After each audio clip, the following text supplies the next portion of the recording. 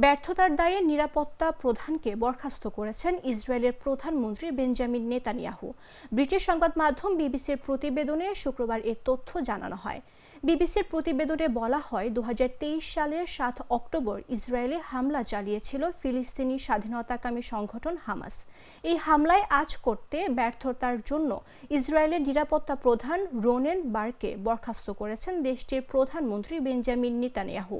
ইসরায়েলের অভ্যন্তরীণ গোয়েন্দা সংস্থা শিন বেতের প্রধান রোনেন বারের বরখাস্তের বিষয়টি আনুষ্ঠানিকভাবে অনুমোদনের জন্য বৃহস্পতিবার সন্ধ্যায় বসে ইসরায়েলি মন্ত্রিসভা। সেখানে নেতানিয়াহুর মন্ত্রিসভার সর্বসম্মতিক্রমে বারকে বরখাস্তের পক্ষ মত দেয়। সিদ্ধান্ত অনুযায়ী বারের শেষ কর্মদিবস হবে আগামী 10 এপ্রিল। שידורי אל ג'זירה בישראל. כתבי אל ג'זירה פגעו.